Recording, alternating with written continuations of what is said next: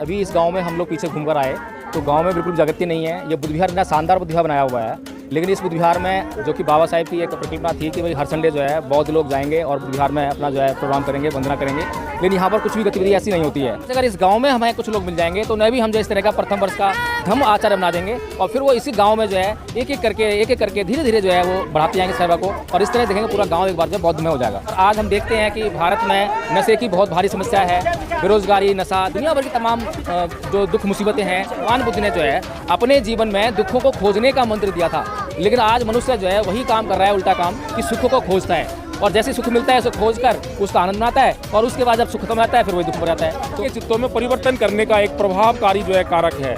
अगर लोग अपने चित्तों में परिवर्तन नहीं करेंगे तो उनका जो है धम्म के लिए कोई फायदा नहीं है, धम्म का कोई फायदा नहीं उनके जीवन में। जो है यहाँ लोग विदेशों से शिक्षा ग्रहण करने आते थे, किसी को भी यहाँ से बाहर शिक्षा ग्रहण करने के लिए जाने की जरूरत नहीं पड़ती थी।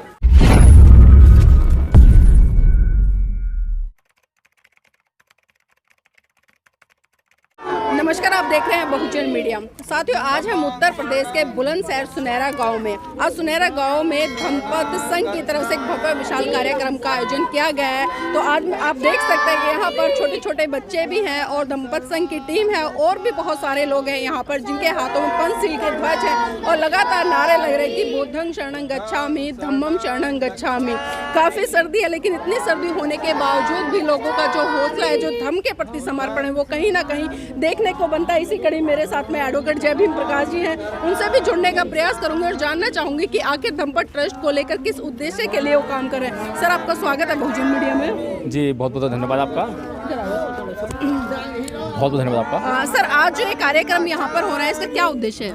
देखिए, यहाँ पर उद्देश्य ये है कि अभी इस गांव में हम लोग पीछे घूमकर आए तो गांव में बिल्कुल जागृति नहीं है। ये बुद्ध विहार इतना शानदार बुद्ध विहार बनाया हुआ है, लेकिन इस बुद्ध विहार में जो कि बाबा साहेब की एक परिकल्पना थी कि भाई हर संडे जो है बौद्ध लोग जाएंगे और बुद्ध विहार में अपना जो है प्रोग्राम करेंगे, वंदना करेंगे, लेकिन यहाँ पर कुछ भी गतिविधि ऐसी नहीं होती है। तो इसीलिए जो है हम लोगों ने ये प्रोग्राम बनाया कि इस गाँव में प्रोग्राम रखा जाए और इस बुद्ध विहार में जब कार्यक्रम होगा यहाँ से बौद्ध तैयार किए जाएँ, बौद्ध लोगों को ट्रेंड किया जाए, बुद्ध धर्म की उनको बातें समझाई जाएँ, धम्मपद उनको बताया जाए। अगर यहाँ से 5-10 लोग भी तैयार हो जाएंगे तो वो आगे जो है लोगों को बताने का काम करेंगे और इस बुद्ध विहार में निरंतर बौद्ध धर्म के प्रोग्राम होते रहने चाहिए। तो इस प्रोग्राम को लेकर जो है ये जो धम्मपद संघ है आगे चल रहा है और अभी पूरे गांव में जाएंगे इस तरह झंडे की ये जो यात्रा करेंगे, ध्वज यात्रा जो है। तो सर, इस तरह के कार्यक्रमों से क्या रिस्पॉन्स मिल रहा है लोगों का? इस तरह कार्यक्रम से बहुत अच्छा रिस्पांस मिल रहा है नीलम जी। अभी आप देखेंगे कि हमने 16 आचार्य तैयार रखे और हमारे आचार्य आए हुए हैं। आप इनसे अभी इंटरव्यू करेंगे, इनसे जो है इनसे पूछेंगे तो इनको जो है जो हमारा प्रथम वर्ष का जो कोर्स है वो पूरा इनको याद है और अब जो है और लोगों को ये आचार्य बना रहे हैं और लोगों को याद करा रहे हैं। इसी तरह से अगर इस गाँव में हमें कुछ लोग मिल जाएंगे तो न भी हम जो इस तरह का प्रथम वर्ष का धम्म आचार्य बना देंगे और फिर वो इसी गांव में जो है एक एक करके धीरे धीरे जो है वो बढ़ाते जाएंगे सेवा को और इस तरह देखेंगे पूरा गांव एक बार जो है बौद्धमय हो जाएगा। सर, एक तरफ हम देख रहे हैं कि राम मंदिर में प्राण प्रतिष्ठा हो चुकी है, दूसरी तरफ आप लोग भी कहीं ना कहीं बौद्ध धर्म का प्रचार प्रसार करो, तो किस तरह से देखते हो कि दोनों संस्कृतियों में लड़ाई कहाँ तक आखिर? देखिए, इसमें लड़ाई झगड़ा कोई नहीं है, इसमें प्रतिद्वंद्विता भी कुछ नहीं है, प्रतिशोध भी नहीं है, वैर भाव भी नहीं है।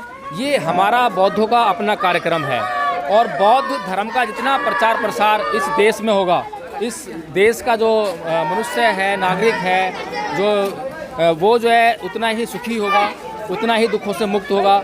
और आज हम देखते हैं कि भारत में नशे की बहुत भारी समस्या है, बेरोजगारी, नशा, दुनिया भर की तमाम जो दुख मुसीबतें हैं भारत के लोगों पर आज जो हैं। तो आज हम जो है लोगों को ये समझाने का काम कर रहे हैं कि भगवान बुद्ध ने जो है अपने जीवन में दुखों को खोजने का मंत्र दिया था, लेकिन आज मनुष्य जो है वही काम कर रहा है, उल्टा काम, कि सुख को खोजता है और जैसे सुख मिलता है उसे खोज कर उसका आनंद बनाता है और उसके बाद जब सुख खत्म आता है फिर वही दुख हो जाता है। तो हम चाहते हैं कि लोग जो है अपने जीवन में दुखों को खोजें और दुखों को दूर करें और दुखों को दूर कर लेंगे तो उनके जीवन में सुख आएगा।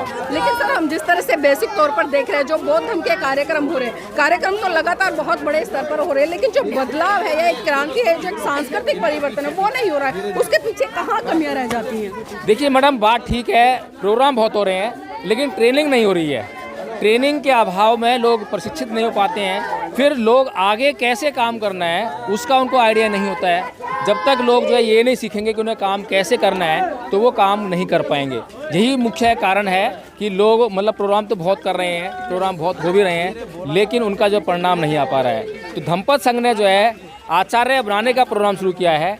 16 आचार्य हमने तैयार किए, वो 16 आचार्य मिलकर जो है और आगे आचार्य तैयार कर रहे हैं। इसी तरह से हर एक बौद्ध को जो है धम्मपद का जो धम्म आचार्य का जो प्रथम वर्ष का कोर्स जो है वो पक्का करवाना है, जरूर करवाना है। ये धम्मपद संघ ने जो निर्णय लिया है, ये संकल्प लिया है, जो भी बौद्ध जो है हमें ये कह देगा कि हाँ हमें मंजूर है ये कोर्स जो है हम करेंगे, तो बाकी जिम्मेदारी जो है धम्मपद संघ की है, फिर कोई टेंशन की जरूरत नहीं है। मतलब क्या लगता है सर, जो सांस्कृतिक परिवर्तन है उसके बिना क्या धम्म को स्थापित किया जा सकता है सही रूप से?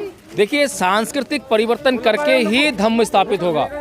धम्म अपने आप में कोई ग्रुप नहीं है, कोई वर्ग नहीं है, कोई जाति समूह नहीं है। धम्म जो है लोगों के चित्तों में परिवर्तन करने का एक प्रभावकारी जो है कारक है। अगर लोग अपने चित्तों में परिवर्तन नहीं करेंगे तो उनका जो है धम्म के लिए कोई फायदा नहीं है। धम्म का कोई फायदा नहीं उनके जीवन में जो है। अगर धम्म का कुछ फायदा उठाना है तो उन्हें अपने चित्तों में परिवर्तन करना पड़ेगा, काम क्रोध मोह लोभ विकारों से मुक्त होना पड़ेगा, जब ही फायदा है। इसी कड़ी में मेरे साथ में और भी लोग हैं, उनसे भी जुड़ने का प्रयास करूंगी और जानना चाहूंगी कि आखिर जो धम्मपद संघ है किस तरह से कार्यक्रम कर रहा है। मेरे साथ में दीपक जी हैं, दीपक जी से जुड़ने का प्रयास करूँ। दीपक जी, आप जिस तरह से कारवां निकाल रहे हो, आप गांव-गांव जा रहे हो पंचशील के ध्वज लेकर, तो क्या प्रभाव रहेगा ऐसे कार्यक्रमों का लोगों में?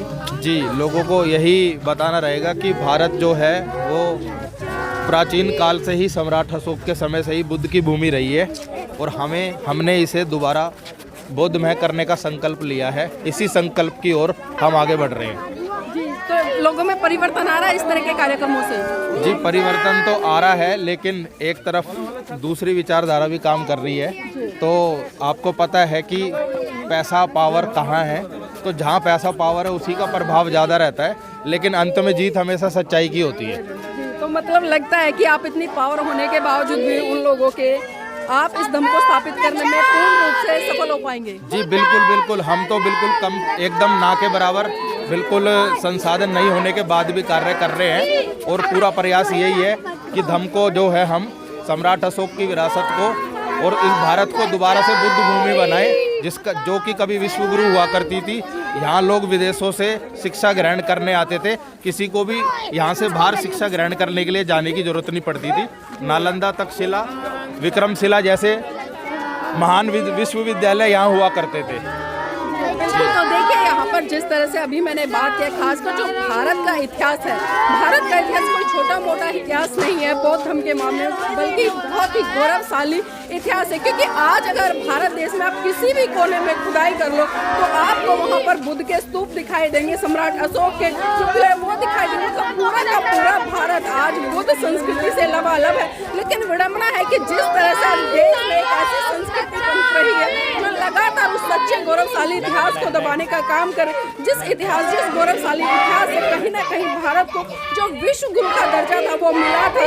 और एक बार फिर से धम्मपद संघ जो है वो उसने एक संकल्प लिया है कि आने वाले समय में जो भारत बौद्ध में हुआ करता था सम्राट अशोक के शासन काल में, भगवान बुद्ध के शासन काल में, फिर से उस मुहिम को आगे लेकर चलेंगे और सफलता की तरफ कहीं ना कहीं इनका प्रयास रहेगा कि उसमें सफलता भी हासिल करेंगे।